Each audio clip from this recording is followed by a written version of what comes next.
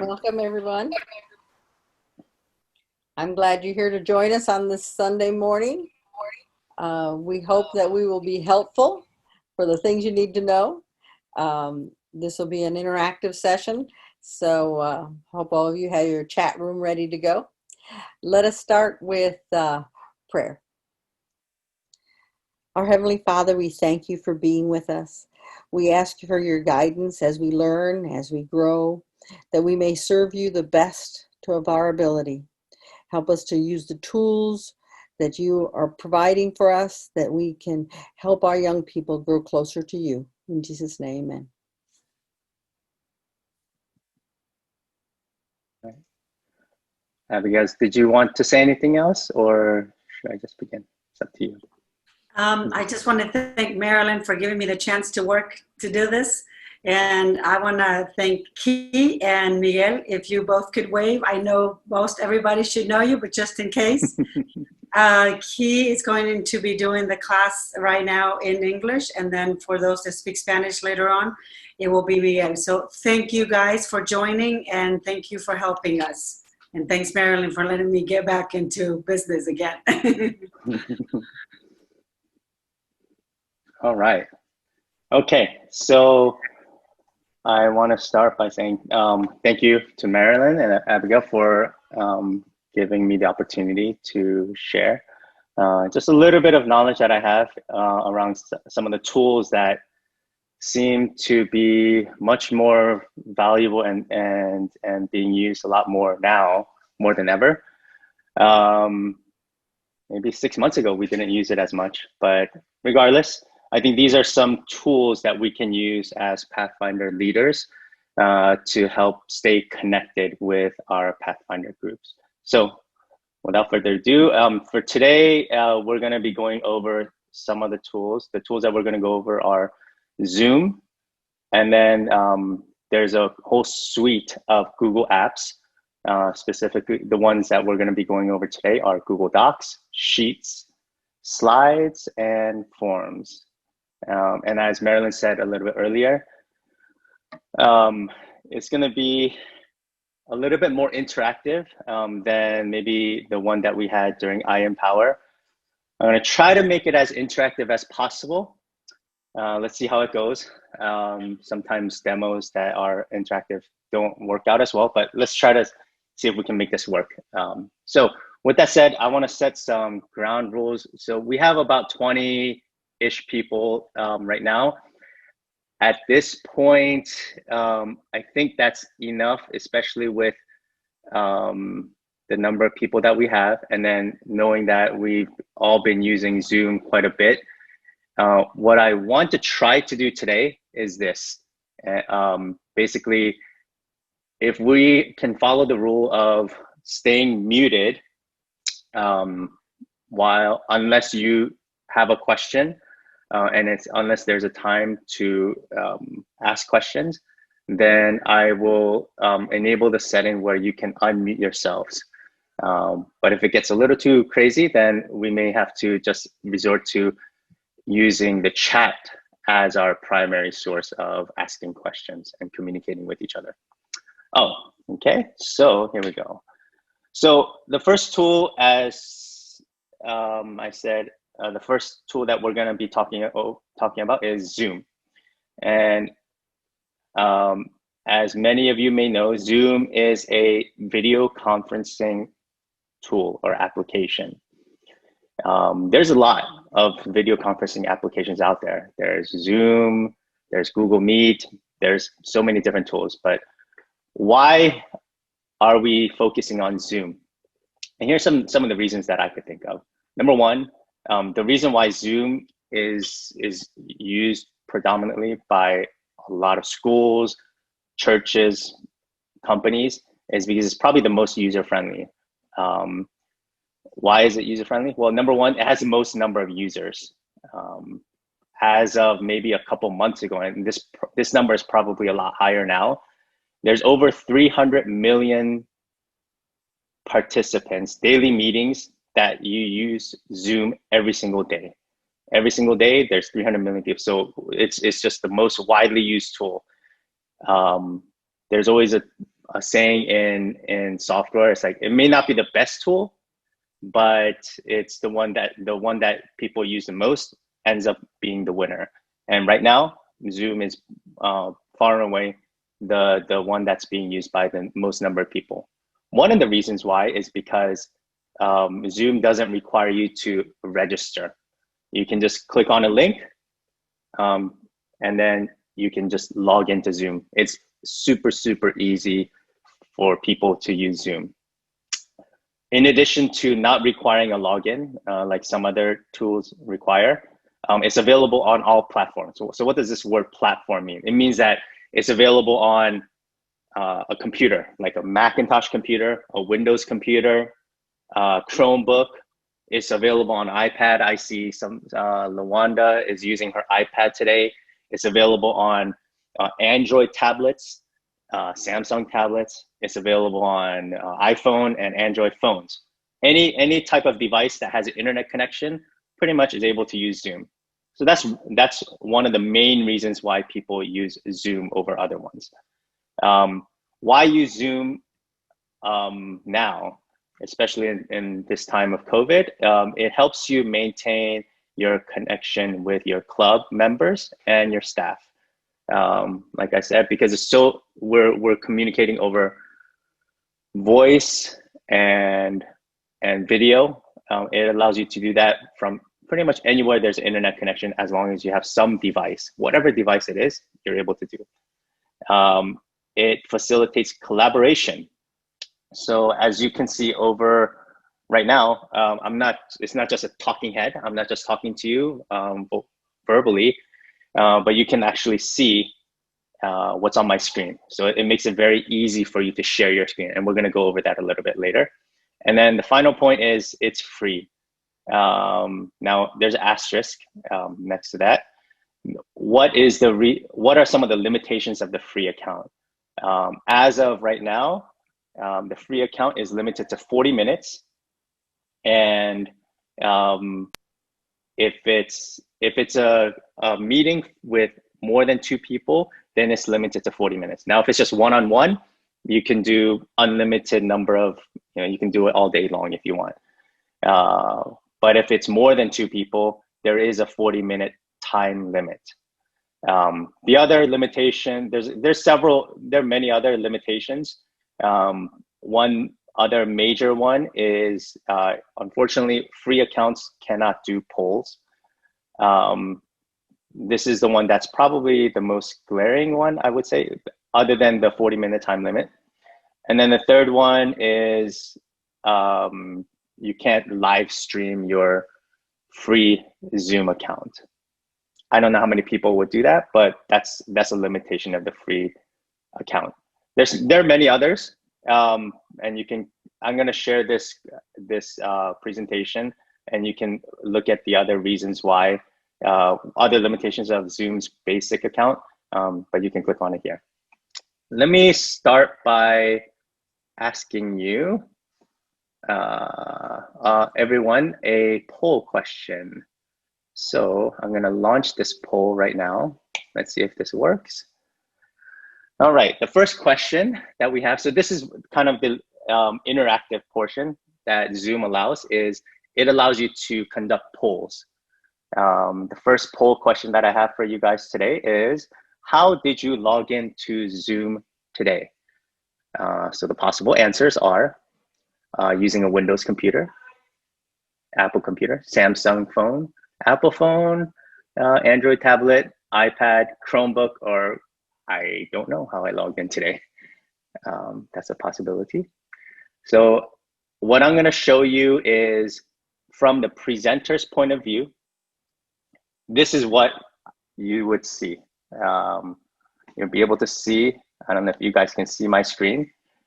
So in real time, you can see the question, and then you'll see that 29 people are attending the meeting.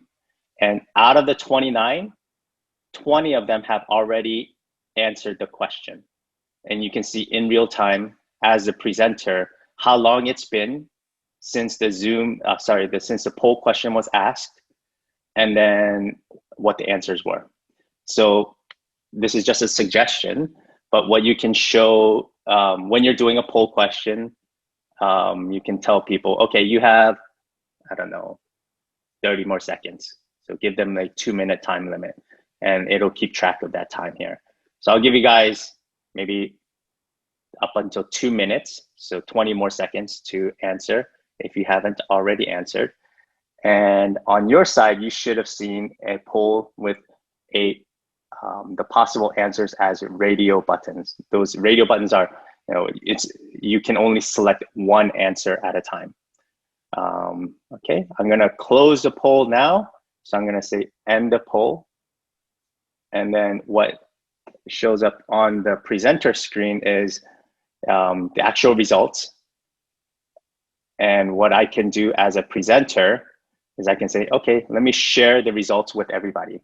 When I click on share, then it will show on your screen the entire, the results of the survey. So what I see is 43% of you have logged in today with your Windows computer. The next one is an iPhone. And then the third one is your cell phone, an Android phone, some sort of a Samsung or Android cell phone.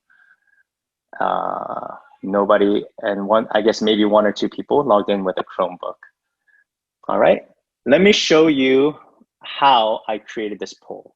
So assuming you guys have a paid Zoom account, and it's a licensed paid account. When you create a meeting on the Zoom website, you can go to your meetings tab, and then the meeting that is scheduled will have a section on the bottom that says poll. At first, there's no polls. You just click on add. When you click on add, what will happen is a window will pop up here, and then it will say, okay, what do you want the title of the poll to be? So test poll question. And you have the option here to make it an anonymous poll or one that is not anonymous. So if it's not anonymous, then the user information in the poll report will not be kept anonymous. If you click on it, then it will be anonymous. So this is the sample question. Now you have two options here. You can make it a single choice question like we had earlier, where it's just you have a set of possible answers and you can only choose exactly one. The other type of question is multiple choice. So choice A here, choice B, choice C, and you click on save. And then what will happen here is, now what I can show you is that question is in here in real time. So it's there. And then as the presenter, what I can do is click on this polling button, and you can choose that test poll question. And then I can click on launch poll.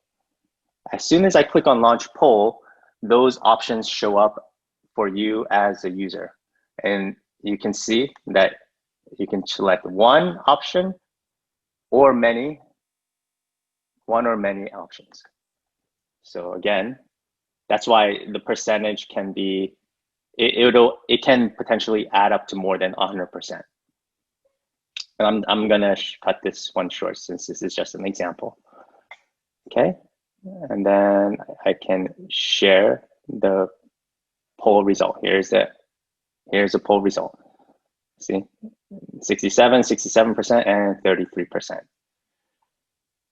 Any questions so far? Let's see if we can do this. If anybody has any questions so far, let's see if you can ask a question verbally, and then we can go from there. I have a question. Yes. When you did the poll question, I'm the one on the iPad. It didn't register my iPad. It didn't, you mean, did the question come up? Yes. Hmm. And then you actually clicked on submit your answer. I clicked on the iPad request, but was there a Oh, okay. submit? Oh, yes, there is a submit afterwards. Oh, okay. So maybe I'll do another. I have a couple more polls set up. Maybe on the next Okay. one, you can tell me if you're able to click on submit. All right. Thank you. Any other questions? Yes. Does it show that everybody replied? Like, can you see who all replied? It shows that, let's say there's 32 people in the room, then it shows 25 out of 32 have submitted an answer. It doesn't necessarily say, Marilyn answered, but Abigail did not. It just tells you the total number. So you don't exactly know who answered and who did not. Okay, You just know thank the you. total number. Yep. Any other questions before we move on? So like the when you said the anonymous and the what I'm confused about that part. Like if you choose not to be anonymous, will you be able to see like the names of the people that answered the polls? Yes. So you'll be able to see that. Now, that's a part I'm not 100% sure on. I believe what it is you as the presenter will be able to see how each person responded. I don't think everybody will be able to see that, but we can try that. We can try that if it's okay. Let's see. Let's edit this one. Let's create a new one.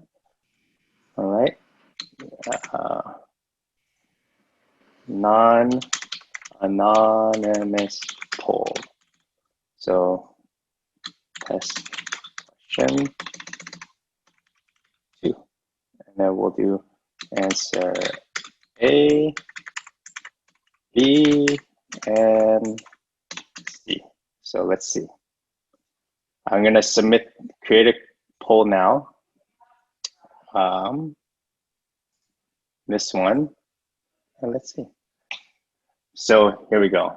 I just launched one more poll, and this one is a non-anonymous poll. And I'll give everyone maybe 15 more seconds to answer. I see that already 17 people have submitted an answer, 18, 19, here we go.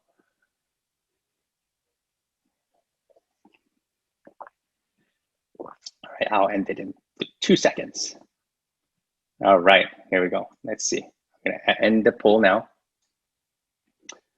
And then share the results. So here it only says 24 voted, share the results.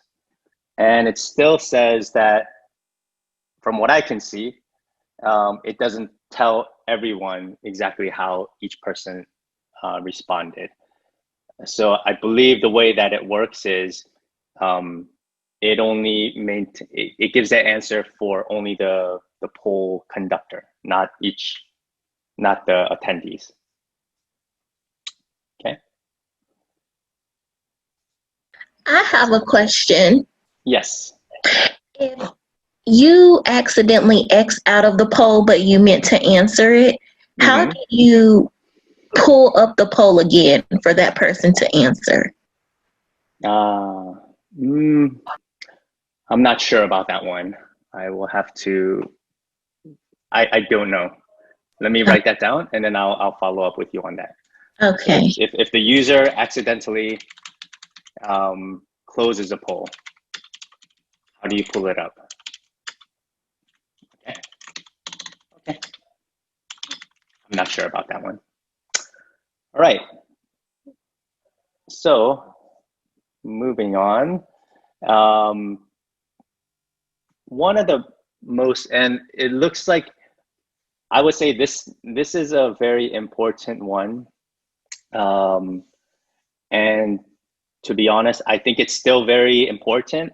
Maybe not as much as it used to be, but I'll tell you why. So when you're setting up a meeting, there is an option, and I'll go over it with you here, where it says mute participants upon entry. So why do we want to select that? Why is that? That's probably one of the most important settings. And it's because of these three main reasons. It keeps the meeting silent. I don't know if you've been in Zoom meetings before where people are randomly turning on their mic, or everybody's mic is on, and you hear background noise, or you hear a lot of things in the background that distracts against the main person that's speaking. So here is that setting. So if you go to create a meeting, and in here you can click on this option right here where it says meeting options. One of the main options that you want to do is mute participants upon entry. That's probably one of the most important ones. Related to that, there is another setting. So you'll see, again, as the meeting host, you'll see a whole bunch of participants on the right-hand side, and you'll see that pretty much everybody's muted. This option down here, if you click on this more button, there's many different options. The second one that's related to that is allow participants to unmute themselves. And I've noticed this even in my meetings that I've had with my club members, where if this is selected, where you allow participants to unmute themselves, then even if they're logged in initially muted, kids potentially can, well, they will unmute themselves and then be a distraction. So if that becomes a problem, if you uncheck this option like this, then what happens is no matter what they try to do, nobody else other than the host and any number of co-hosts can unmute that person. Does that make sense? Okay. So that's another tool that you have with Zoom, where if your meeting starts getting a little too chaotic and distracting, then you can change that setting where you can do not allow participants to unmute themselves. All right. Any questions?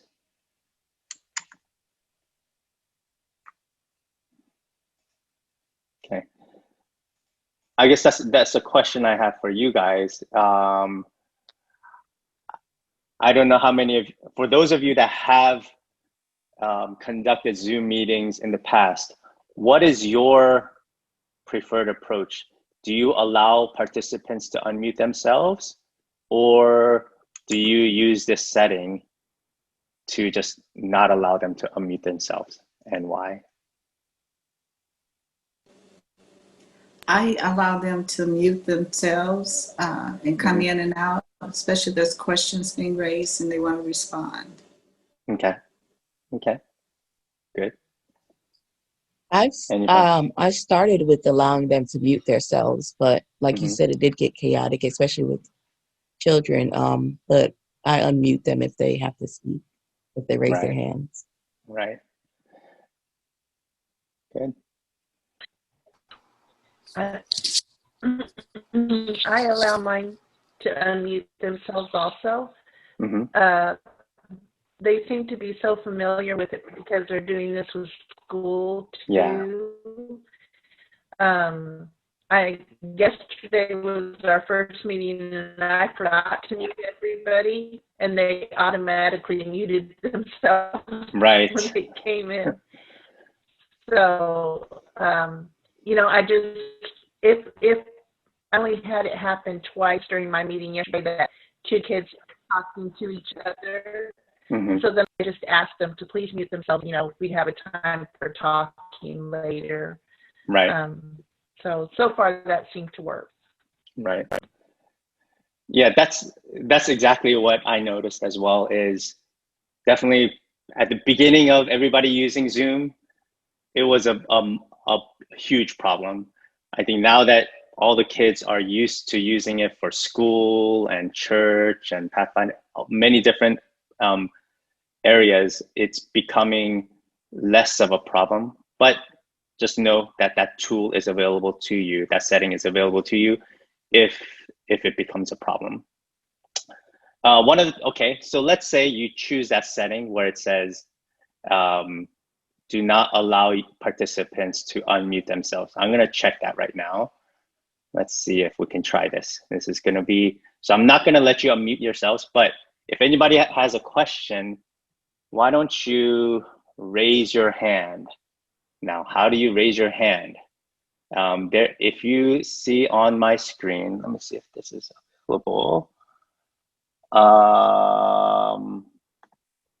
On your screen, well, let's see. In the chat screen, there should be, I see Vincent has raised his hand. Why don't you tell us, Vincent, how you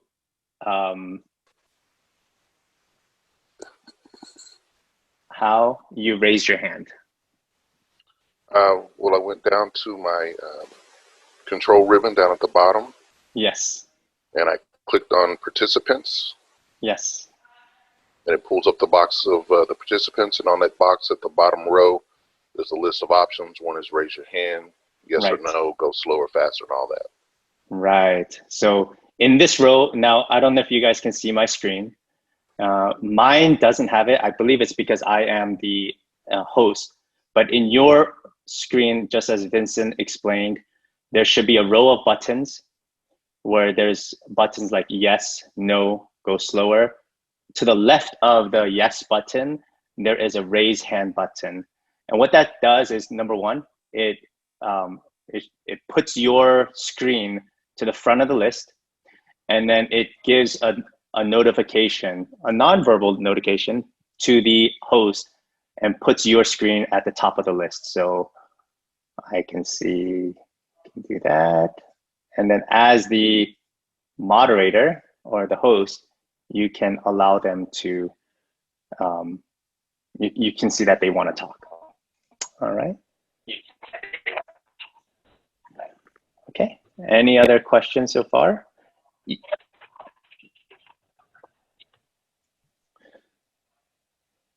All right. Okay.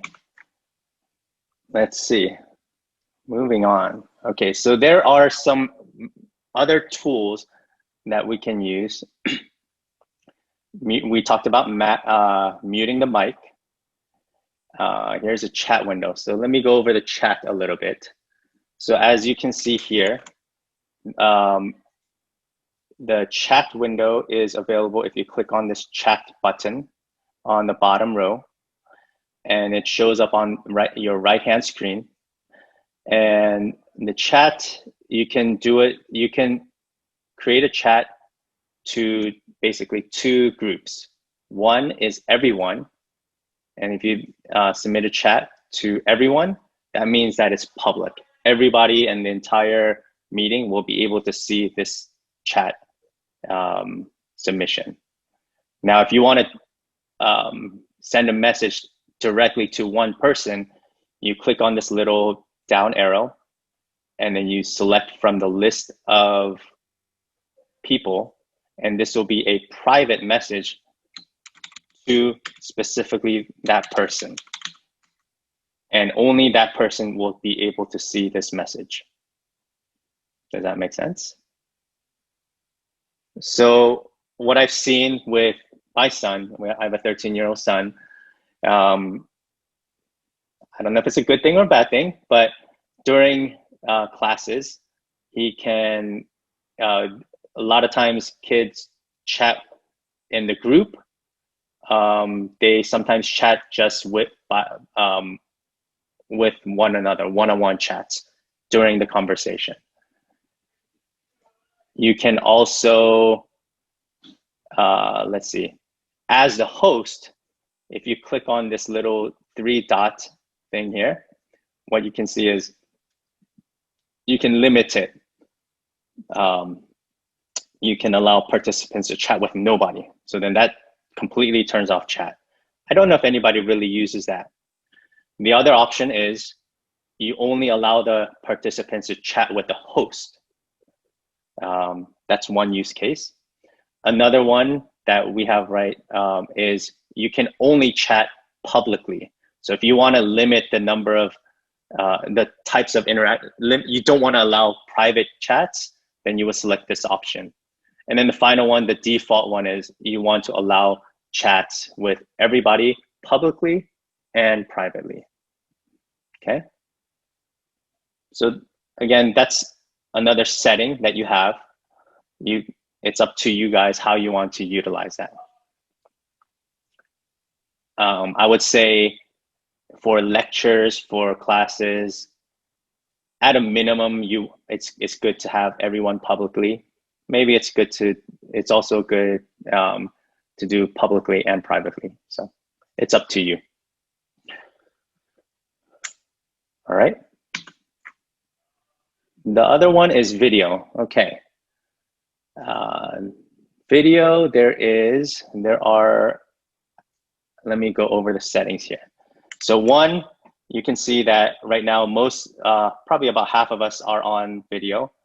And for me, I have, let's see if I can do this. I have 2 different cameras that I can use, but I can stop the video. I'm gonna stop the video now. If you stop the video, that does not stop the audio, it just stops the video. Audio is on this side. I can start the video and you'll see my video is back up. If you click on this little box, you'll see that, at least for me, I have 2 different cameras. Let's see if this one works. This is from my other camera, and I can choose this one as my main camera. In addition to that, this button here is what you can use to,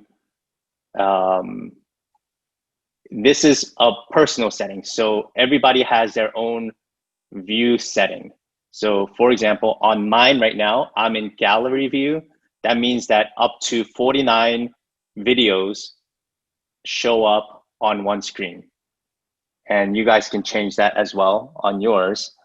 I think yours maybe right now it says swap shared screen and video. There's maybe that's setting. So there's 2 options. You can do gallery view or speaker view. If you do gallery view, you see all 49 videos. If you do speaker video, then it shows the specific person that is speaking. Why it's showing Gina? Maybe it's because, okay. It should show on your screen the person that's speaking. Right now I'm going to change the gallery view. And then Miguel, okay. Marilyn, I'm going to see if I can pin. So there's another setting in here for video. So for example, if you're using Zoom and you are the host, but somebody else is the speaker, then what I'm going to do right now is, what you can do is pin a person's video. Let's see if this works. So I'm going to stop sharing my screen, and then I'm going to pin Marilyn's video. And what that should do is, if you're in speaker view and she maybe unmutes herself, then it should show her video. At least it'll always be at the front of the list. Yes. So that's a setting that you can use where it will pin the person's video that is speaking. Yeah. And I could speak. Yeah. All right. Cool. Any questions about that? So those are some of the settings that you can have for pinning a video, or different settings for video. Now, again, this is a personal thing. You can't, for example, force this setting on all the users. it'll just be on your own screen. Okay. One other thing that I want to show is this. So let me see if I can share this. So while you're sharing a video, I don't know if you can see this screen. So for me, I have 3 monitors right now. When you click on share video, it'll pop up this window. And for me, it says, okay, do you want to share your window number 1, desktop number 2, or desktop number 3? So you can select a specific one. Up here, you'll see the number 3. That means this is my monitor number 3 or desktop monitor number 3. That's what I'm sharing. The other thing that you can do here is, which is cool about Zoom, is you can share the computer audio. So what this means is whatever you're sharing and whatever audio is coming out of your computer, you can share that with the rest of the meeting participants. That's something that up until recently only Zoom had. So let me see if I can do something here. So one way that is useful is, for example, you can watch a video together. So let's see if this works. So this is a video that I've embedded in this Google slide. If I click on here, you guys should be able to hear this video as well.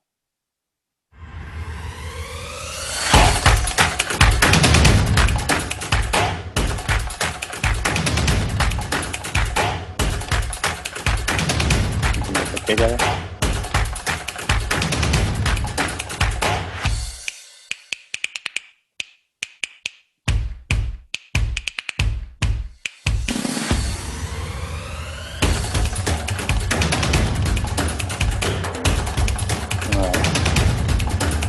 So that's just a sample. Were you guys able to hear that video and see the video, both? Yeah. So Yes. yes, cool. So that's one of the cool things about Zoom, where you can not only share your video that's playing on your computer, but you can also share your audio. And the way that you do that is you click on this little checkbox that says share computer sound. I guess I should have clicked on this because I don't know if you noticed, I didn't have this checked earlier, and the video, there's some parts that are very fast and it was kind of choppy. Let me see if this is a little bit better. I'm gonna share that video again one more time. Might be a little bit better. It's still not perfect, but I think it's a little bit better than before.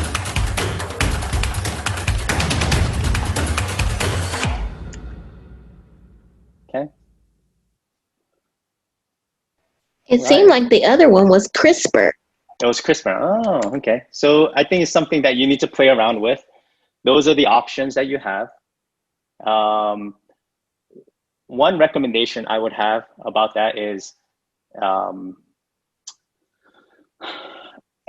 my experience, there's a balance that you have to have with video and audio. And depending on how fast your internet connection is, the video that you play may not be as crisp and smooth as it can be. So in my experience, the most important part of a Zoom call is the voice, the sound portion. For example, let's say you have both of those. If both are working, great, then great, no problem. However, whether it's a video that you play or the camera that you're using, if you start experiencing any technical issues where your internet connection is too slow, my recommendation is that it's probably better to turn off your video and make the audio better, because the internet, it requires less bandwidth, than to try to do both video and audio at the same time. Because the worst thing, at least this is my personal experience, the worst meetings that I've been to is when you can barely hear or understand the person speaking. Then boom, within 10, 15 seconds, you're gonna lose the attention of your meeting participants. is probably, that's a lot better than if you had to turn off your video. So if it has to be the case where you're running into internet connection issues, I would recommend start by turning off your video and trying just the audio. If you, in an ideal world, both the audio and the video are working, and you can do, you know, video sharing and screen sharing and all of that. But in a case where you're having technical issues, I would highly recommend that, worst case scenario, you need your audio to be rock solid. Does that make sense? Any other questions regarding that? Or comments?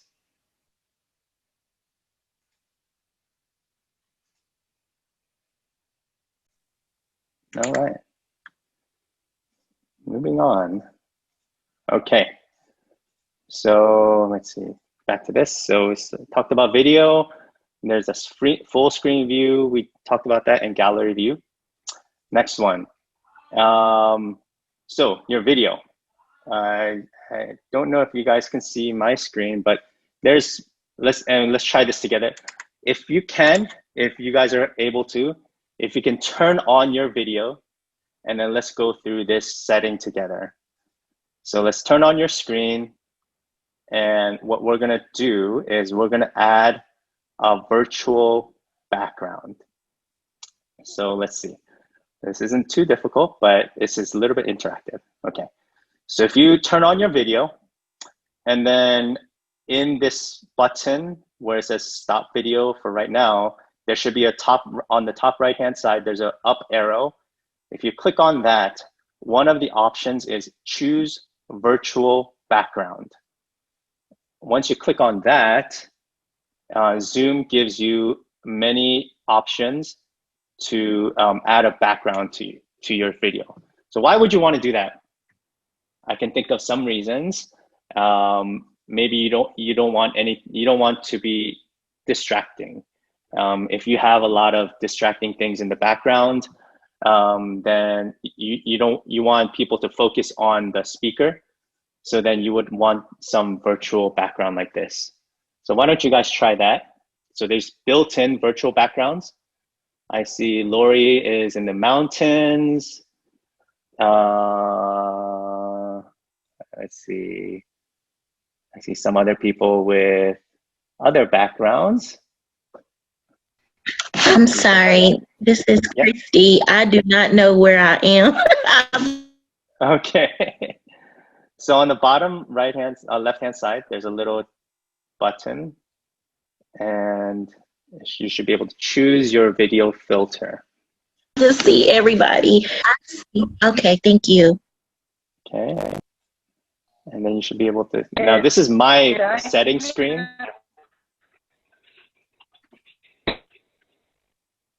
But you should be able to find your own settings screen in this little bottom left-hand side, little arrow that says choose virtual background. Let's see if we can do that.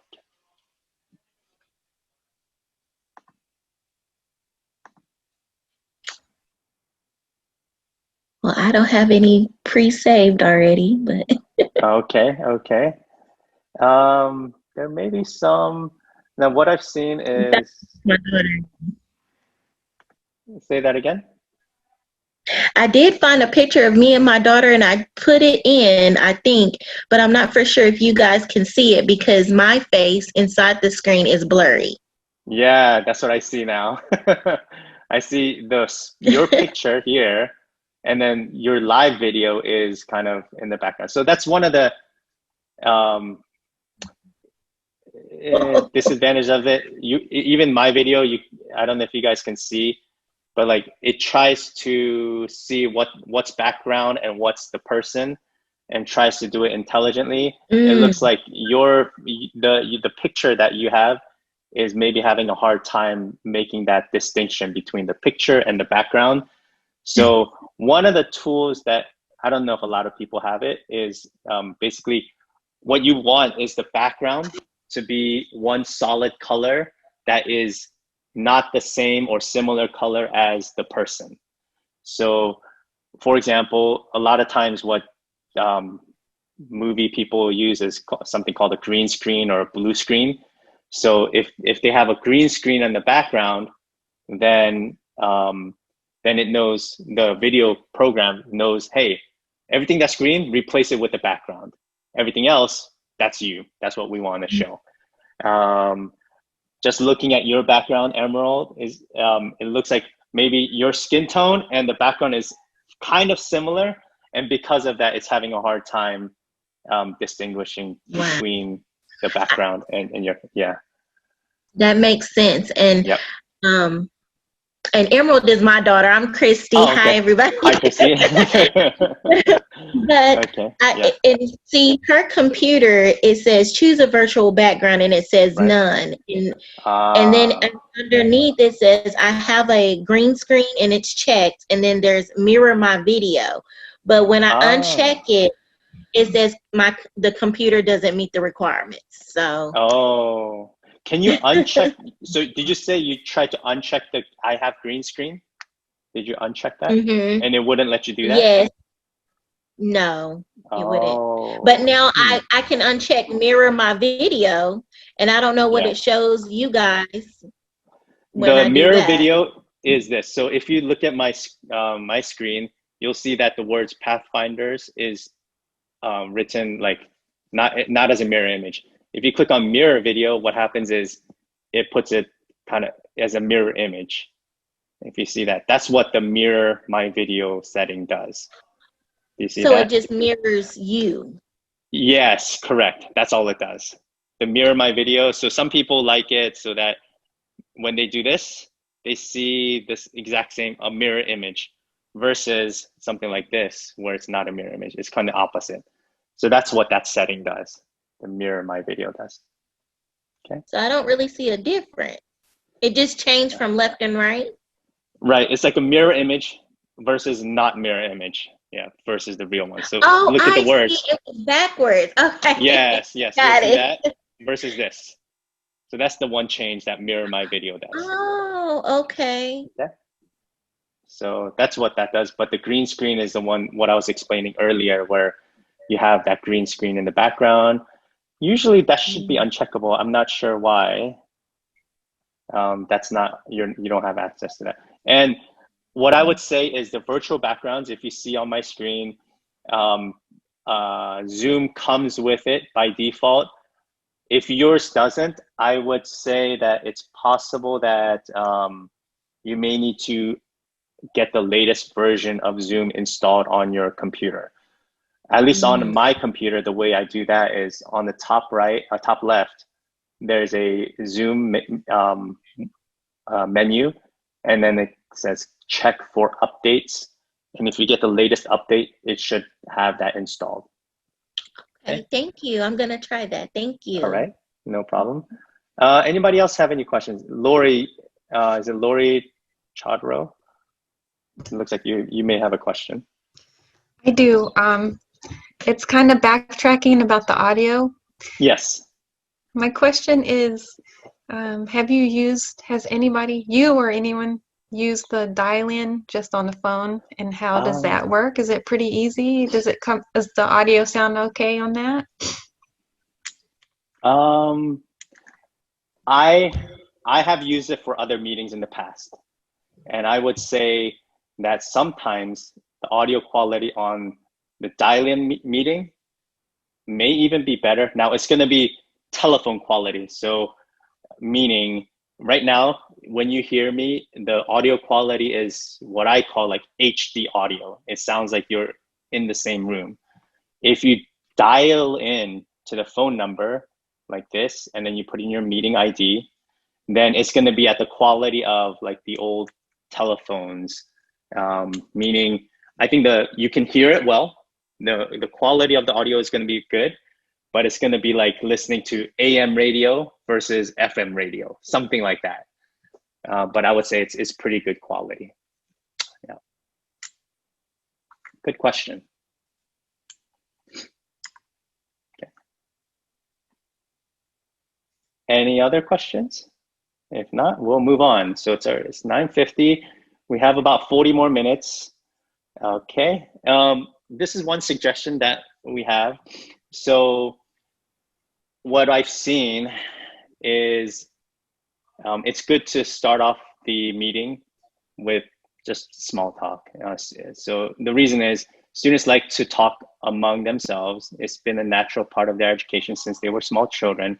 A little bit of small talk before the class or session actually helps them center themselves, preparing them for a more focused learning experience. So I know it's not a technical suggestion, but to just start off the meeting, I forgot what they call it. Like the term is like Zoom fatigue or something like that, where a lot of kids are having a lot of issues with, well, they're getting burnt out with so many Zoom meetings.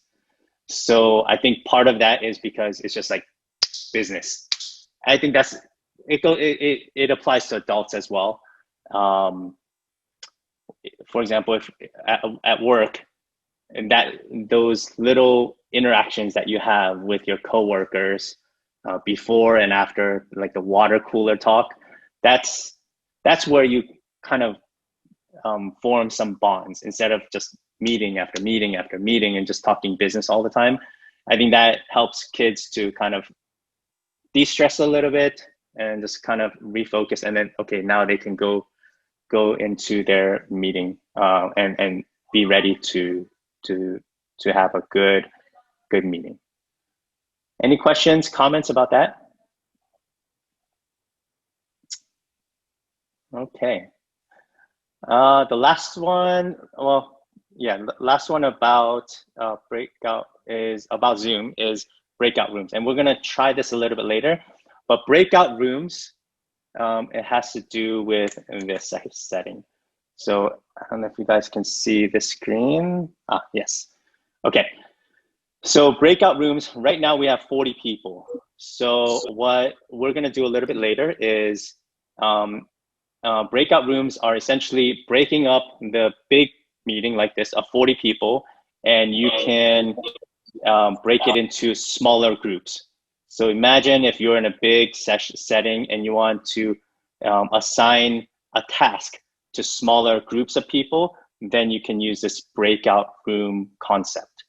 So it allows you to, Zoom allows you to, and this is available for free accounts as well, just so you know. It allows you two options, I guess two different things. How many rooms you want to create, and then how you want those rooms to be populated with the people. So with 40 people, maybe 10 rooms, for example, that means it's 4 participants per room. And then you can say, do you want to automatically assign people to the rooms, or do you want to manually assign people to the rooms? That's an option. I would say if you do manually, then and you create, then you can start. Here's the names of the rooms that you can create, and these are editable. You can say breakout room 1, or you can say, room A. It's up to you. And then you can start assigning different people from this list. If you have, a specific set of classes, for example, this is how I would say it. If you have a club that has 40 kids and there's, 10 kids in the friends class, 10 kids in the companion class, and so on, then maybe you can name the room like friends, for example. Where did you go to find this? You go in the bottom and you click on breakout rooms. Now this is available to the host. That's one.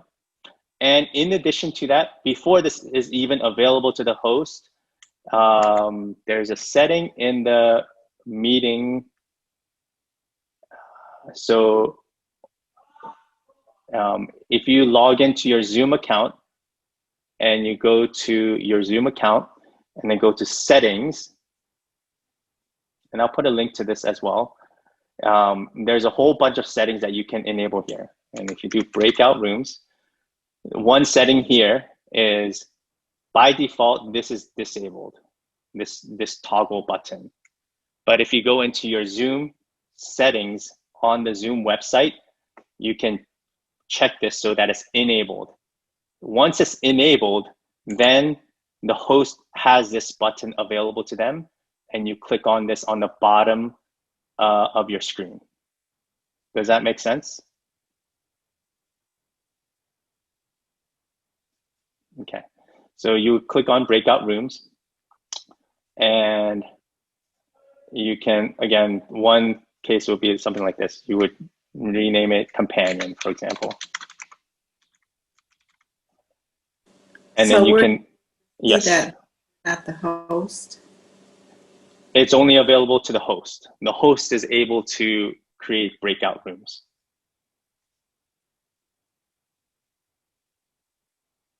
Okay.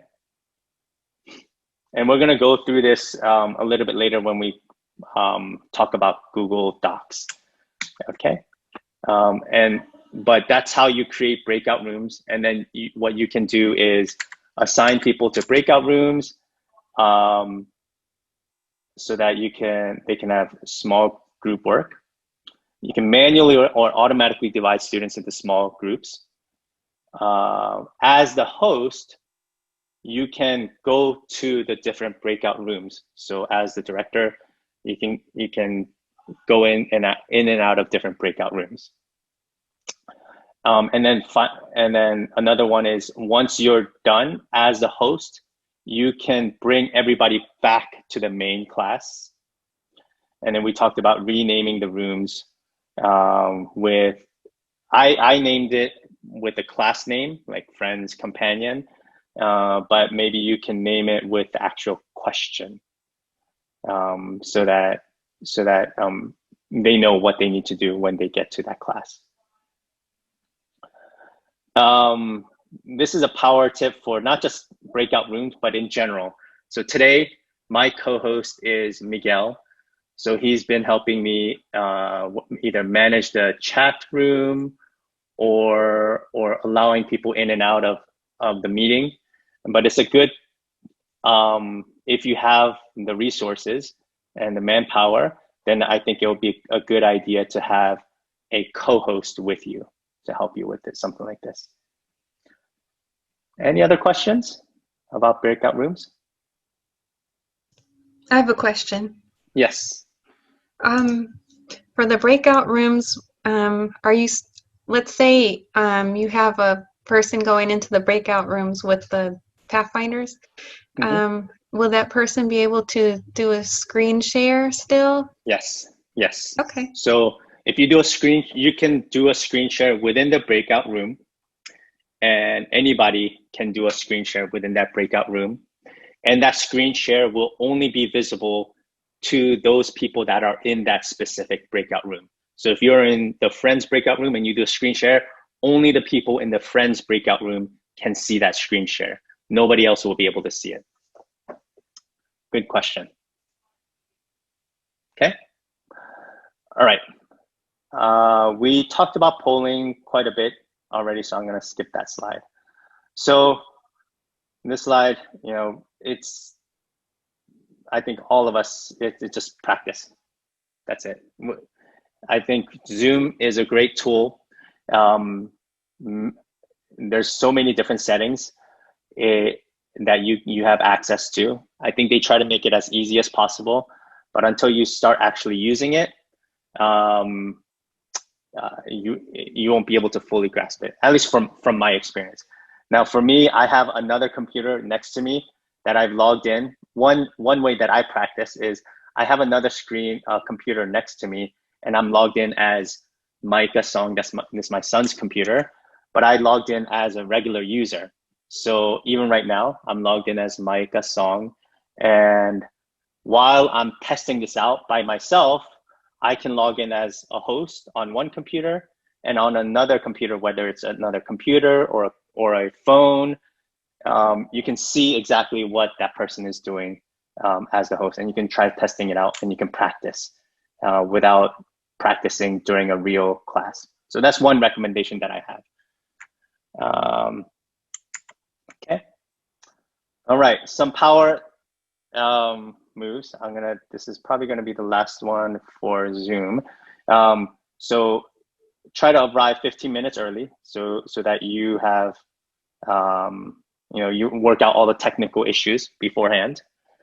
Like I said, use chat or breakout room messages to restate lengthy or complex instructions or give links to different places. That's a good tool to use.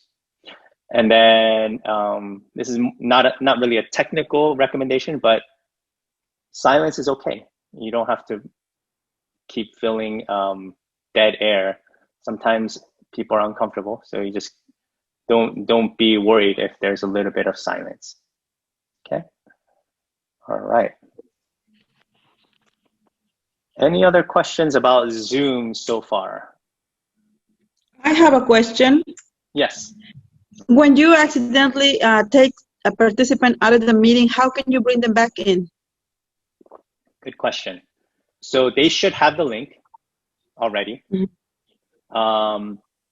And depending on how you set up Zoom, either they can just click on that same link and come back in automatically, or we have this meeting set up so that you cannot just drop in. You're initially put in a waiting room. So then what you'll see, just like it looks like there's an Emily and William that's waiting to come in. They would show up in this list of waiting room, waiting to be admitted in. So you can't force somebody to come in, but as soon as they click on that link again and are in the waiting room, then you click on the admit and they'll be allowed back into the same meeting. Okay, thank you. Okay. Question. Right. Yes. If you divide it up into break rooms and yes. Let's say you're in the companion class and that companion instructor wants to share the screen. Yes. Can they share within the group? Yes. So good question. When you're in a breakout room, number one, you can share the screen. And number two, the screen that you share is only visible to that specific breakout room. It won't be visible to anybody else. Say if a student comes in late and we've already broken up into classes in the breakout rooms, mm-hmm. Will they automatically go into the breakout room they're supposed to go to? No. So what will happen is, let's say there's 43 people in here right now, and I assign everybody to a breakout room. Once they're in the breakout room, everybody that's been assigned will get into the breakout room. The ones that are not in there, whether they didn't go there or they came in late, they'll show up in this list in the main room.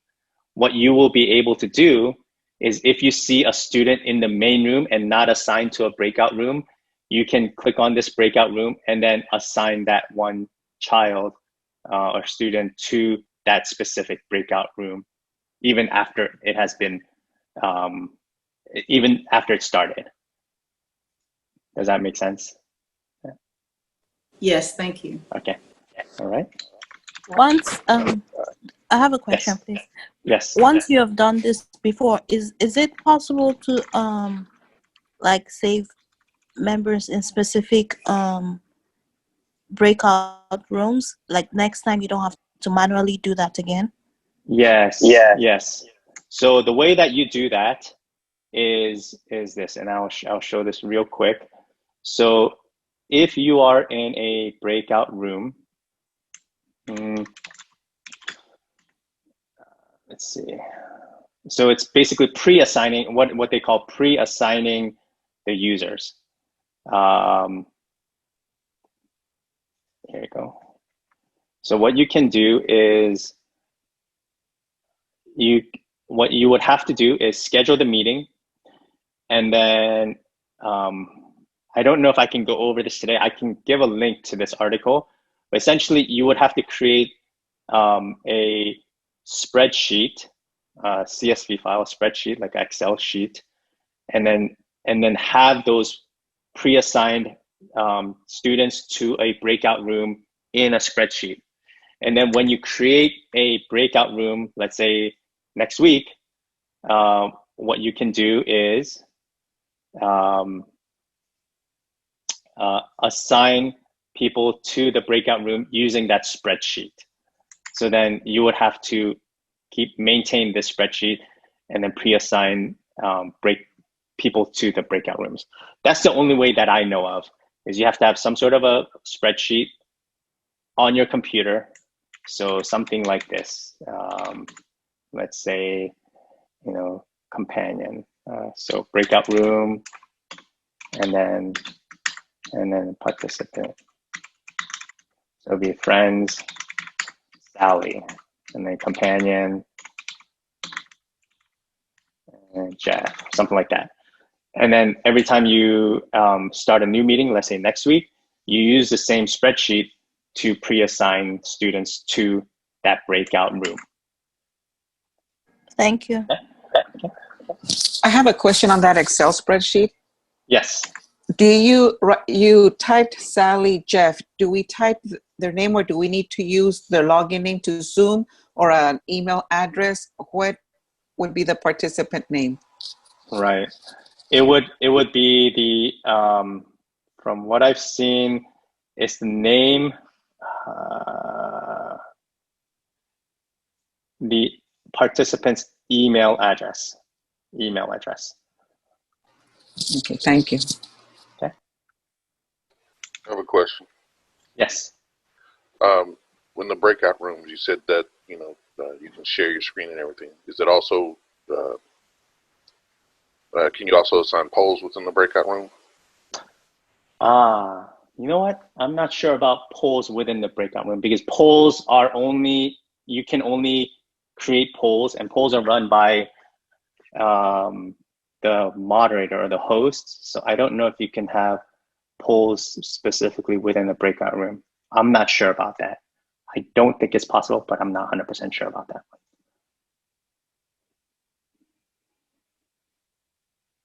Okay. All right, it's already 10:07. So the last section is, and we're gonna go into breakout rooms, and we're gonna talk about Google Docs and Google Apps. All right, so why Google Docs, Sheets, Slides, and Forms? So maybe even more so than Zoom, even before COVID, this is kind of an outdated number. Maybe this is I think this is from 2018, but there are currently about, as of around 2018, 1.8 billion people that use Gmail. Gmail is a requirement to use. Having a Gmail account is a requirement to use Google Docs, Sheets, Slides, and Forms as if you want to create those. You can view it even if you don't, but to make it simple, if you want to use these tools, then you have to have a Gmail account. That's one. Similar to Zoom, all of these tools are available on all platforms, whether it's a Windows computer, Macintosh computer, iPhone, Android phone. All of the platforms have either an app or a website that you can go to use these tools. One of the main advantages of using a tool like Google Docs or Sheets is that it saves automatically. Gone are the days when you forget to save a document and you lose your work. Basically, as soon as you type something in or make an edit to a document, then almost instantaneously that update is saved to Google's servers, so you would not lose it. It's also, in my opinion, the best way to collaborate with multiple people on a single document. I know Microsoft Word and Excel, they've come up with their own way to do simultaneous editing, but it's not as easy and intuitive and quick as something like Google Docs or Google Sheets. Finally, it's free. As long as you have a Gmail account, which is free, if you want to use it, it's 100% free. There's no asterisks on this one. There's no limitations. So the top 5 features of Google Apps. Number 1, up to 100 people can edit the same document simultaneously. 2, you can share the document with different types of permissions. So for example, you can share the document and make it a view-only document, or you can share a document where it's editable by the person you shared it with. Or you can say, I want Sally to make it view only, but I want Bill to also to be able to edit it. You can assign it to specific permissions to specific users. Like I said earlier, it's accessible from anywhere in the world as long as you have an internet connection. I think this is an important part as well. Basically, depending on how you set the permissions, Google Apps is a HIPAA compliant tool. HIPAA is, I guess, the body that manages like medical security. So if it's HIPAA compliant, that means it's safe enough or secure enough for our clubs to use and know that it's a secure tool to use. And finally, it's free. So that's a cool thing too. So let's do a sample document. And this is the interactive part. I'm gonna put this link in the chat. Let's see if we can do this now, how quickly we can do this. So I'm gonna put this into the chat, and maybe for those that are on a computer, if you click on this link, what you will see is a link to this document. And you'll already see some people are logging in, and I want you guys to, as quickly as possible, start typing in to this document the answers to these questions. So you'll see that people are already writing, and it's essentially in real time. And again, up to 100 people can log in to the same document and type in here as at the same time, and you'll see that it's working in real time. Pretty cool. Now, if they logged in with their, if they were already logged in to their Gmail account like I am, then it would show up here as with their person's name. But I think some people are not logged in with the Gmail account, so you'll be able to see them as some nicknames that they came up with. It looks like animals, different types of animals. Any questions while we're doing this? So this can be used in this collaboration and real-time editing of a document is the same rule for all of the tools, whether it's Google Docs, which is like a Microsoft Word replacement or alternative, Google Sheets, which is like a Excel. Another one is Slides. This is what I'm using. It's Google Slides, which is like PowerPoint. And then the other one, Forms, is a little bit different, but we'll get to that one a little bit later. Okay. And you can see other people can edit, changing the font, adding the text, all the different things. So pretty cool. So I have a question. I was supposed to click the link that you put in the chat. Yes. And it's not coming up. Now, what are you on a computer, or are you on a iPhone, or what type of a computer are you on? Machine are you on? I'm on a laptop. Okay. Computer. And for some reason, I cannot click the link. Like the link doesn't, I can copy it. Okay. But I was supposed to be able to click it. Yes. So if you click, if I go here, if you can see my screen, it's not. You know what? It took a long time. I have about 5 now that are loading up. Okay. So it's working. Cool. Yes. All right. Now I see it. So one of the times that so this is just a sample document. So however, one document that we've used in the past, for example, and this is another use case, is this is a sample spreadsheet that we use at in our club to keep track of our Pathfinder Bible experience practices. So, for example, this green section is our team A, and the blue section is our team B. And we keep track of the scores of all the questions that we ask during our practices. And this is one tool, but what we do is every week when we have a practice, we create another spreadsheet or another sheet in here, and then title it that new week, whatever that new week is. I'm going to go back, and it allows you to keep a record of the scores. It allows you to share it with other people in your team, and depending on what you want, or if in our case we have maybe two people that are keeping score, so then you can have multiple people working on the same document at the same time. So for example, the person that's keeping score for team A is editing this part of the document.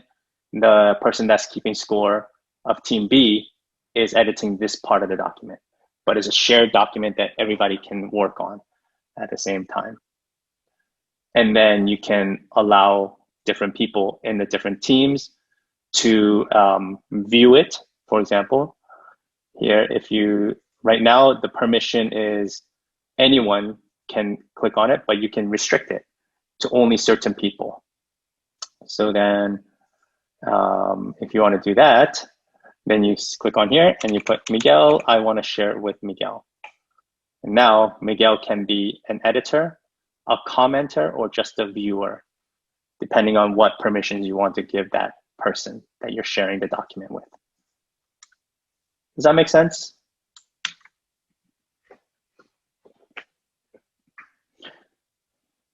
Okay. So that's Google Docs and the sharing feature. Let's see. So we did this already. We edited the Google Doc together. And now we only have 13 more minutes, but let's see if we can do this. I don't know how successful this is going to be, but I'm going to put you guys into a actually, let's see if this is going to work.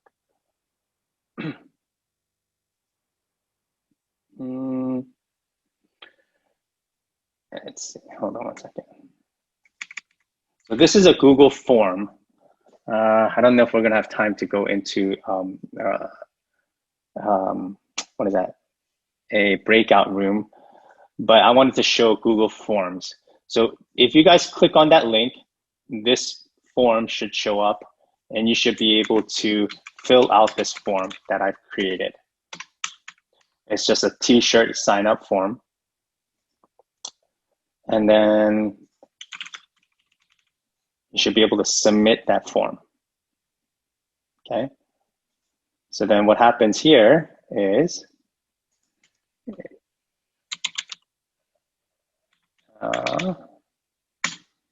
as a person that created the form, I can see that, number one, I can create the form here. So you can create different sections of the form here. It can be a short answer field. It can be a paragraph field. These are all the different types of fields that you can add. You can make it a required field or a not optional field. And then you can even sort the order of the form. In real time, you can see the responses to that form. So this is one cool thing, is you can see the responses in real time here in kind of a more user-friendly form, or like a summary form. You can see it in the question form, so per question. So the name question, this is how people responded. To the shirt size question, you can see how people responded here. And then the final one is comments, if anybody put in comments. You can see that in real time. You can also see it in a different form where per person that responded, you can see how they specifically responded in this format. Now, if you see, let's say there's 100 responses, it may be a little bit difficult to kind of comb through this data. So what this thing has is, since it's a Google app tool, you can create this into a spreadsheet automatically. So here's that spreadsheet. If you go to the top right, click on Create Spreadsheet, create a new spreadsheet called whatever you want to call it. Click on Create. As soon as you click on Create, Google creates this document, and it will have not only the answers to each question here as you create it, but you see somebody just submitted another one. In real time, this document will be edited so that if somebody else makes another submission, it will be populated here automatically. You can share this with your club leaders as well. Let's say I, as a director, created a form, but somebody else is managing the ordering of the t-shirts. Then you can share this document with that person, Miguel, and he can go in and take a look at this document, and he can know that we need, do whatever he wants to do with this spreadsheet to know exactly how many medium shirts he needs to order, extra large, small, and so on, and look at the comments.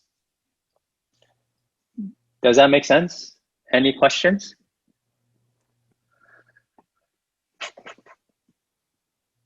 So again, these are just tools. And again, this is a free tool, 100% free from Google. You can customize it with different backgrounds. Some of the ways that we've used it in the past is maybe choosing an image, so it has a different background for that form. You can upload different backgrounds if you want to customize it. So like this. So here you have a little custom image. You can change the theme of the form, the background color, different font styles. Once you create the form, you can either email it to specific people. If you know all the email addresses, you can create a link. So this is kind of a long form link, but you can create a short link. So then you can just copy and paste this link to your Gmail, for example, and Miguel, say, sign up for t-shirts, and just paste that link in there. And now you've created a form that you can email out to all of your club members. If you're a little bit more advanced, it gives you an embed HTML that you can embed into your website. If your club has a website, you can also, I think we've done this in the past, where you copy this link, and if you have a club Facebook page or Facebook group, you can post that to your Facebook group and say, hey guys, sign up for t-shirts here. Or whether it's t-shirts or signing up for a camp, sign up sheet, whatever you want, you can embed that link onto a Facebook page, an email, text message, whatever you want. And then they'll have access to this Google form. Any questions? Any other questions? Okay, I don't know who wrote this, but okay. All right. So that's Google Forms, Google Sheets, Google Docs. And what I've been using for the presentation is a Google slide. So I'm going to share this, just share this link to this slide right now to everybody in the Google chat. When people added, so I'm going to change this, and anyone with the link can view this. I'm going to share this in the chat, and you guys should be able to not only view it, but if you want, you can view it, and there's some links in here that you can click on. Let's see. Or what you can do is you can even make a copy of the entire presentation and work on it on your own and modify it whatever way you want. Any other questions so far? I know we only have 4 more minutes. Could you show me how to could you show me how to copy that PowerPoint again? The PowerPoint? Yeah. Okay, so you go to, I believe you should be able to click on File, make a copy, and then entire presentation. Thank you. You can do that, or you can download it as a Microsoft PowerPoint file, or maybe even a PDF. Let me do that right now. I'll do this. So I'm going to create it as a PDF. And this, so now it's on my computer as a PDF. Yeah, as you can see. And then what I'm going to do, let's see if this works. I'm going to share this as a file through Zoom. I click on open, and I uploaded it to our Zoom chat, and everyone should be able to download it as a PDF as well if you want. And if you just click on open, then you should be able to download it to your local computers. Okay. Any other questions? Can you show how to do the Excel from the form again? Okay.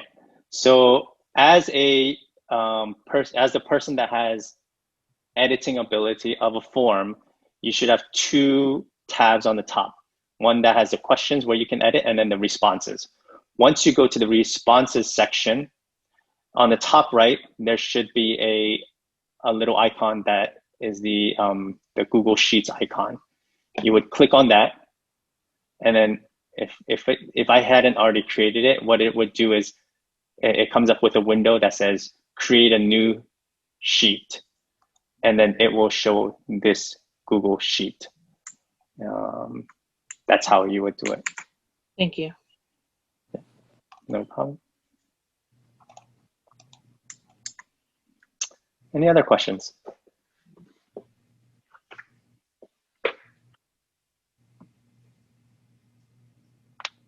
Okay. Just know that, again, these are all tools that I think are very, very valuable tools that we can use, but they're really just tools.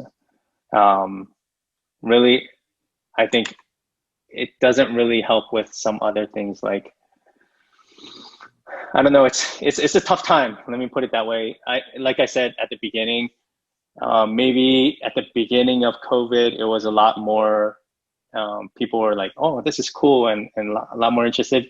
I think we're kind of at the other end of the spectrum where kids are getting like Zoom fatigue. So I think now that we have access to these tools and a lot of people are used to it, maybe it's up to us as leaders to come up with creative ways to keep kids engaged. I don't know exactly what the best ways to do that. I think that's something that you guys have to think about yourselves. But think of creative ways that you can keep kids engaged during this time, because that's the most important part. It's more than just learning how these tools work. It's being able to utilize these to just reach out to kids in the climate and environment that we're in. So, all right, with that said, if nobody has any additional questions, Abigail, if you can maybe close us out with a prayer. I do see one question. The Google Classroom is not today. We're going to be doing that next week. So we have one more session next week talking about Google Classroom. I think there was another one, Jotform, and some other tools that we're going to be going over, but that's going to be next week. All right. I have one question. Go ahead. Oh, Vincent, never mind. I think Vincent has a question. Sure.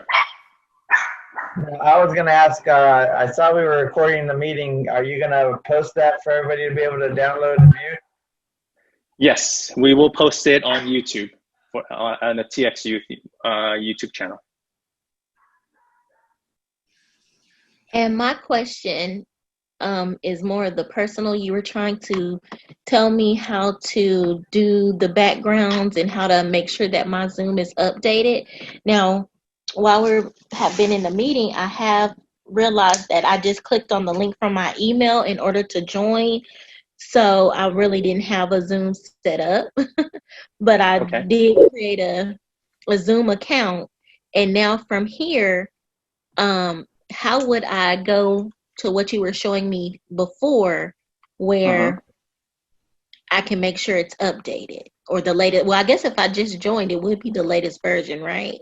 Yeah, usually Zoom is good about that. One of the cool things is when you close Zoom out, the program, if you don't have the latest version, I think it usually says, hey, by the way, you don't have the latest version. Do you want to download the latest version?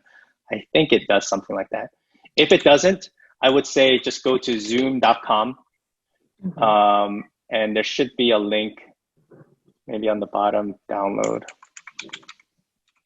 Yeah, I'll put a link in here as well. Zoom.us/download. That's where you would be able to download the latest version. Oh, okay. So you put a link in the chat? Oh, okay. Yes, I just put it in the chat. And then where were you saying to go in order to, can you show me where you went in order to do the background? Yes. Hold on one second. My talk is. If you can see, can you guys see my screen? On the bottom left where it says the stop video, there should be a little arrow that points up, and you should be able to just click on choose virtual background. The start video, correct? Yes, there's a start video, but once you click on, I believe once you click on start video, or to the right side of that, there should be a choose virtual background. Right, okay. And you should be able to do that from there. And then how do you put the backgrounds in if you have none? If you don't have any, then you click on this little plus button on the top right, where you can add an image, or you can actually have a background video playing in the background. So you click on this little plus button to do that. Okay. Okay. And you would just have to download them from your computer web page. Okay. Yes. Yeah. Thank you. All right. Thank you. Okay. Abigail.